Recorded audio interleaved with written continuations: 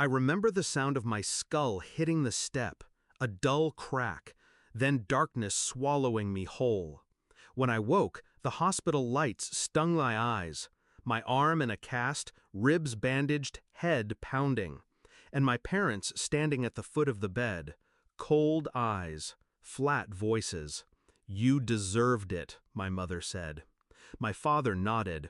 "You've always thought you were better than her. Her, my sister, the one who shoved me down the stairs the night I came home with good news. I had just signed a $6 million contract, a deal that should have lifted us all. I walked through the door ready to share it. Instead, I got hands on my back and concrete steps rushing up to meet me. They always compared us. She was the golden child, the delicate one who needed protecting. I was the mule. Work harder, give more, don't complain. When I got scholarships, they said I was lucky. When she failed classes, they said she's sensitive.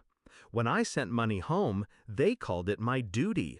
When she wasted theirs, they called it her right.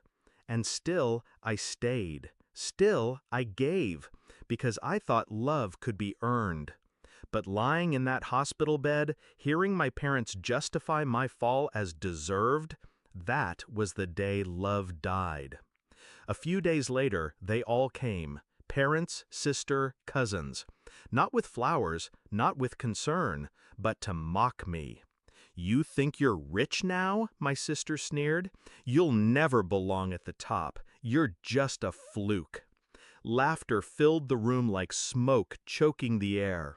I didn't argue, I didn't cry, I didn't beg for their approval anymore.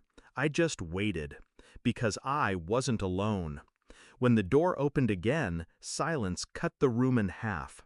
My father's face went white, his voice broke. "Oh my God, it's him!" The man who stepped in wasn't family, not by blood, but he was power, my new business partner, a man whose name made headlines, whose signature turned investments into empires. He looked at me, not as a broken son, not as a fallen sibling, but as an equal. And then he looked at them. "This," he said, his voice calm but sharp, "is the person I trust with my fortune. And you? You tried to destroy him." My parents froze. My sister's smirk cracked. They didn't know the contract I signed wasn't just money. It was ownership, assets, protection. I had placed my future in hands stronger than theirs could ever be. And now, every cruel word, every betrayal, every stolen year of my loyalty, it was debt coming due. I leaned forward in the hospital bed, my voice steady. For years, I gave everything to this family: money, time, love. You told me I was never enough, so I became more than you could imagine. And now? I gestured to my partner beside me. Now, I don't need you. The confrontation unraveled fast. My father stammered about misunderstandings. My mother begged, her tone dripping false sweetness. My sister tried to spin the push as an accident, but their voices grew smaller, weaker, until they were drowned out by the truth standing beside me. For once, I didn't have to prove myself. The world already saw my worth. They were the ones exposed.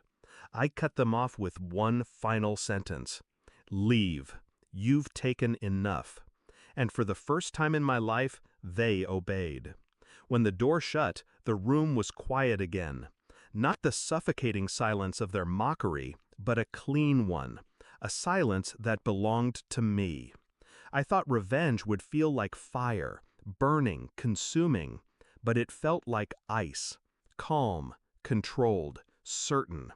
They pushed me down the stairs thinking I would stay broken. Instead, I rose higher than they could ever reach. Now, when I close my eyes, I don't see their sneers.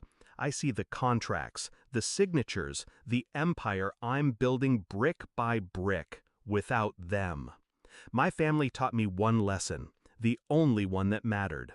Sometimes blood isn't thicker than water. Sometimes it stains, and when it does, you wash it off, walk away, and never look back.